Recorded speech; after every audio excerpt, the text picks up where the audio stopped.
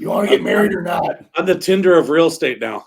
Thanks So for it looks coming like at such short notice to price out the house. No problem. Let me know when you guys are ready to list. Then they ghost them. He goes to yeah. Boy, isn't that funny? Sometimes that just happens. I'll tell you what I've found. You think, oh my gosh, you're not going to talk to me, and you just try them once, just try them again, and it's usually just they missed it, or hey, I got busy, and life gets busy, and just had a situation like that. Then all of a sudden they called me back and said, let's buy it.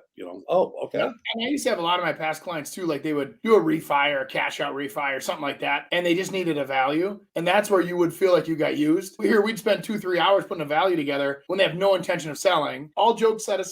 If you have a real estate agent and the real estate agent's helping you establish a value for other reasons other than selling, no problem. Just tell them that up front and say, hey, listen, I have no intention of selling right now, but when I do, you're also going to be my call. But right now, I need a little help with establishing a value. Can you help me out? Here's who I'm establishing the value for. Can you send it to me in this kind of a format or whatever? With the market changing, you start doing a little more open houses, trying to generate some traffic and some different people and getting comments and kind of getting the beat or the pulse of the market. It's funny because I just go to people and just say, hey, are you ready to buy this? Are you ready to buy today? Are you just looking, or what is it? And just get to the point. And people kind of really appreciate it. It's funny, like, oh, wow. And I don't want to pester you and bug you. Let's just kind of guess where we're at. But if you want information, I'll give it to you. If you're interested in this place, it's fantastic. If it's too much, and there's something else that you want, let's just talk. Get past kind of all the little showmanship. Sounds like dating. Yeah, exactly. You want to get married or not? I'm the Tinder of real estate now. I wasn't going to say it, but I'll go with it. Better cash in while I can and sell my house. It's starting to be a clown here, it looks like. I put over $250 and 3 weekends into renovation. It's at least $900,000. Let's just drop the price by $1 to get on everybody's radar. It's been sitting for a few months. And then lowest and best due by 5 p.m. Sunday. Lowest and best. Yeah.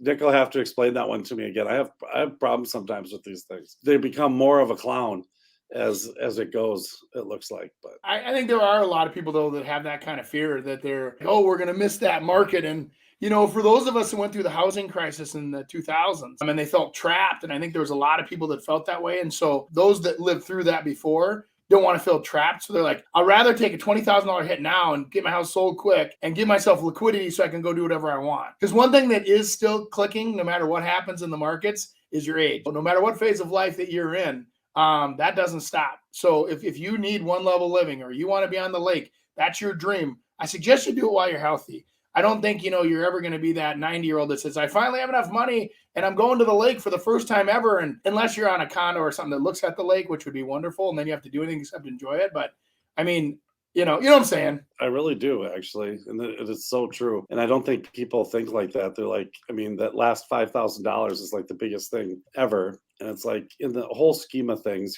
having the ability maybe to move out easier or cut a couple months off your payments later on, to have the stress off of you, to not be making beds and doing that kind of stuff is, sometimes it's not a bad thing. And I was one of those, Mr. Prasky, that you're talking about. And the things don't matter. Like I said, it took me 20 houses to get a 3-season porch. And I love 3-season porches. I love them. And I won't not have one again. Did I make money off it? Who knows? It doesn't really matter. But yeah, you got it 100%. Kind of does. What's that? I said, it kind of does.